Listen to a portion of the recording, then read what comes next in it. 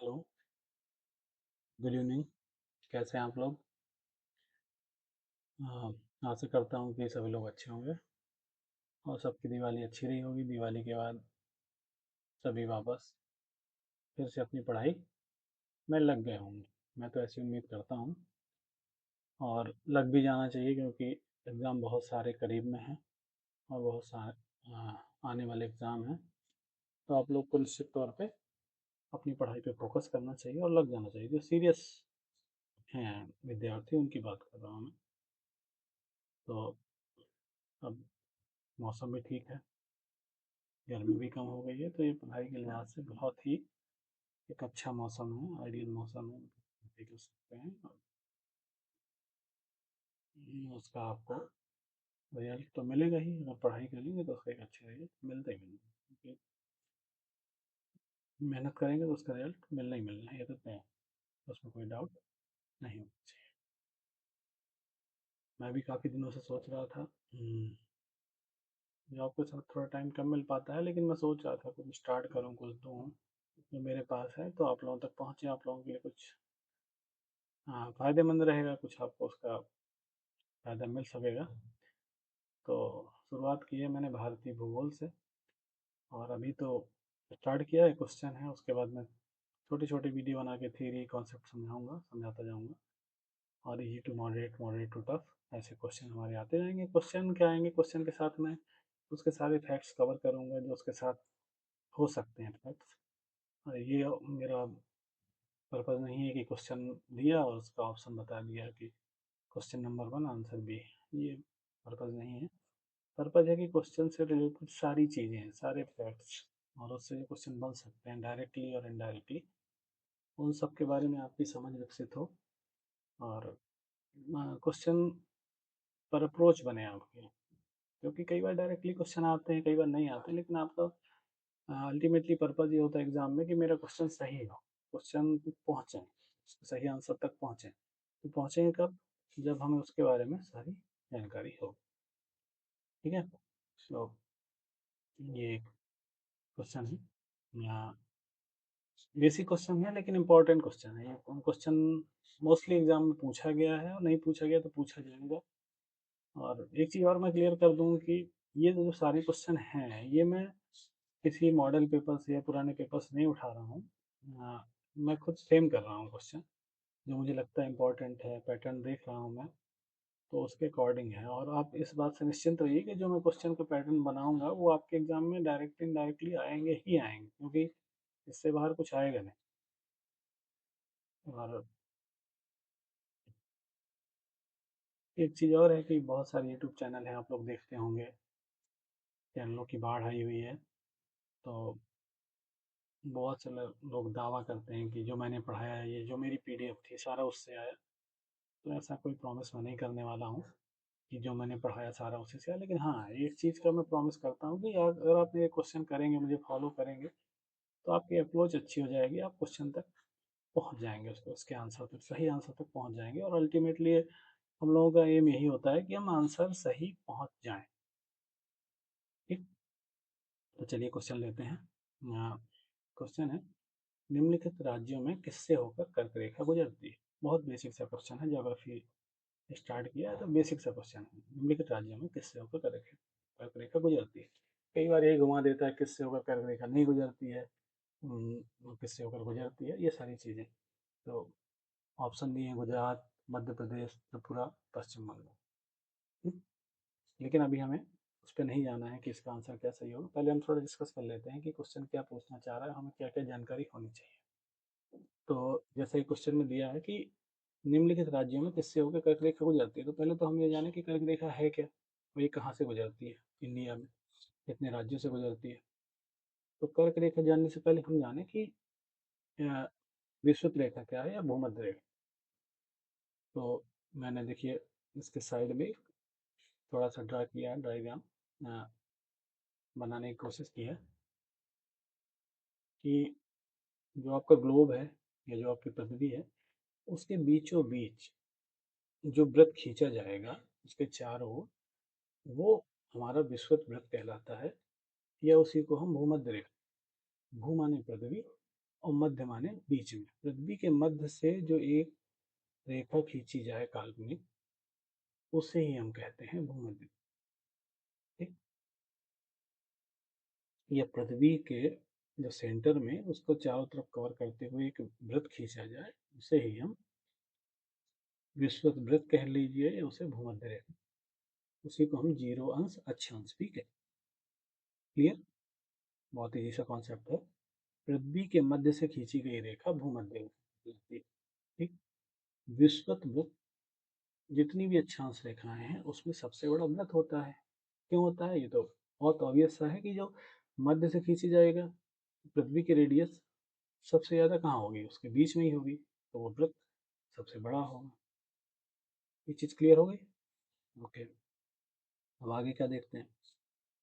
भूमध्य रेखा के ऊपर उत्तर की ओर जो गोलार्ध है उसको उत्तरी गोलार्ध कहते हैं, और भूमध्य रेखा से दक्षिण की ओर जो गोलार्ध है उसे दक्षिणी गोलार्ध कहते हैं। ओके, ये चीजें बेसिक थी, क्लियर हो गई। इसके बाद हम आते हैं कर्क रेखा। जीरो अंश अक्षांश से 23.5 डिग्री उत्तरी अक्षांश पे एक रेखा है काल्पनिक, उसको हम कहते हैं कर्क। इसी तरह जीरो अंश अक्षांश से 23.5 डिग्री दक्षिण की ओर एक रेखा खींची गई है, इसको हम कहते हैं मकर। क्लियर हो गया कर्क रेखा क्या, मकर रेखा क्या। अब हमारा क्वेश्चन है, निम्नलिखित राज्यों में किससे होकर कर्क रेखा गुजरती है? तो ये मैंने इसमें डायग्राम बनाया है, इंडिया का छोटा सा मैप बनाने की कोशिश की है कि लगभग मध्य से गुजरती है, भारत के मध्य से कर्क रेखा गुजरती है और 8 राज्यों से होकर कर्क रेखा गुजरती है। ओके, अब जो कर्क रेखा के साउथ में इंडिया का पार्ट आता है वो उष्ण कटिबंध में आता है, और कर्क रेखा से नॉर्थ में जो पार्ट आता है वो आता है उपोष्ण कटिबंध। ठीक, एक चीज और याद करने वाली है या ध्यान रखने वाली है कि जो भूमध्य रेखा है हमारी, ये विषुवत रेखा से 23.5 डिग्री उत्तरी अक्षांश और 23.5 डिग्री दक्षिणी अक्षांश, इसके मध्य जो मैंने ये थोड़ा सा हाईलाइट कर रखा है, ये लो, ये उष्ण कटिबंध। भूमध्य रेखा से दोनों ओर 23.5 अंश जो अक्षांश है उत्तरी और दक्षिणी, इसके मध्य जो आपका एरिया है वो उष्ण कटिबंध। ठीक है, कभी कभी क्वेश्चन और बन जाता है कि कुल कितनी अक्षांश रेखाएं पाई जाए। ठीक है, तो एक तो हमारी हो गई जीरो अंश अक्षांश, और विषुवत रेखा के नॉर्थ में 90 रेखाएं हैं, और विषुवत रेखा के साउथ में 90 रेखा, टोटल 181 अक्षांश रेखा है।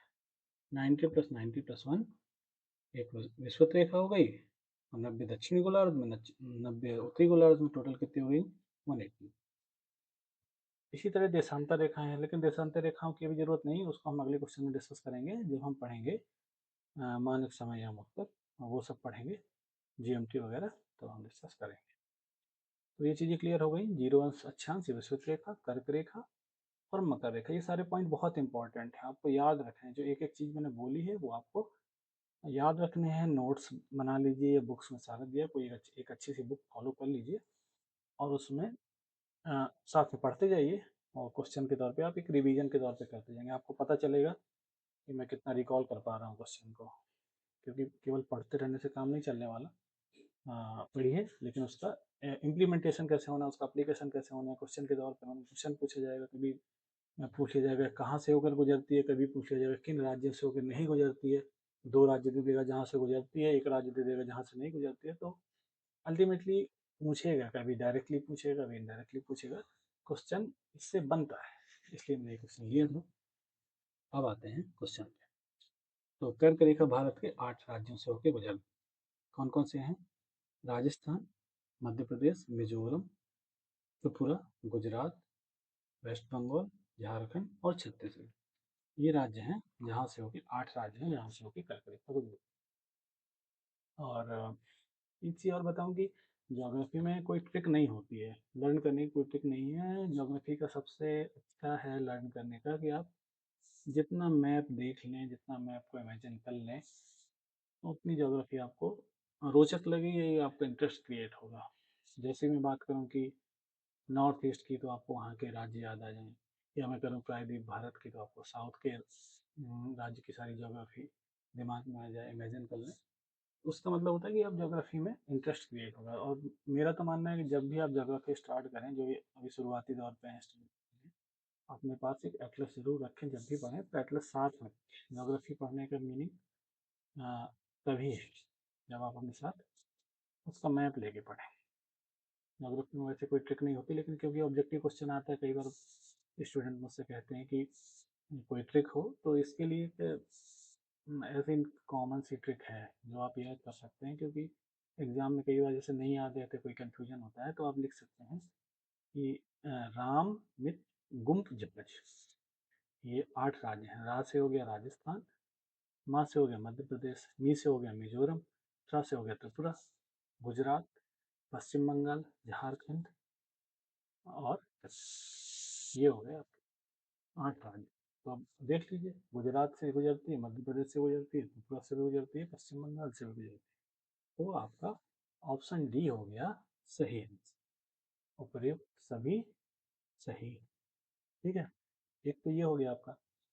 तो आपको कैसा लगा वीडियो बताइएगा। और अभी कुछ चीज़ें ऐड नहीं कर पा रहा हूँ मैं। मैप तो इसमें ज़रूर होना चाहिए था, तो थोड़ा कुछ टेक्निकल है। बाकी कोशिश करता हूँ अभी।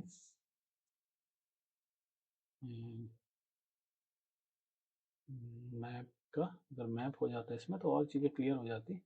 मैं कोशिश करूँगा कि मैप भी इसमें जुड़ पाए। चलिए देखता हूँ, अगर हो जाता है तो। बाकी जो चीज़ें समझ में आई हो तो बताइएगा, नहीं आई हो तो बताइएगा, तो आगे क्लियर किया जाएगा।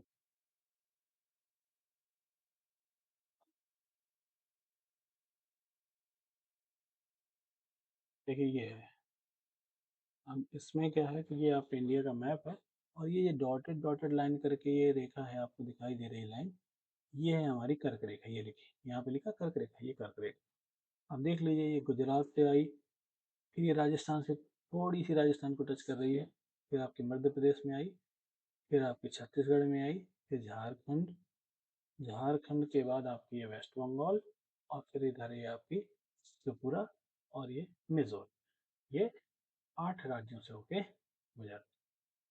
तो कोशिश की है मैंने थोड़ा मैप में भी आपको क्लियर हो जाए, और मैप अपने साथ रखिए तो चीज़ें ज़्यादा आसानी से क्लियर हो जाएंगी। तो कैसा लगा वीडियो बताइएगा, और आगे कोशिश रहेगी कि इस तरह क्वेश्चन आपको डेली 2 2 4 4 उससे संबंधित जानकारी आपको देता रहूँ। आपके लिए फ़ायदेमंद रहेगा, और एग्ज़ाम में आपके क्वेश्चन ज्योग्राफी के गलत नहीं है। तो वीडियो कैसा लगा और बताइएगा ज़रूर। Thank you, thank you very much.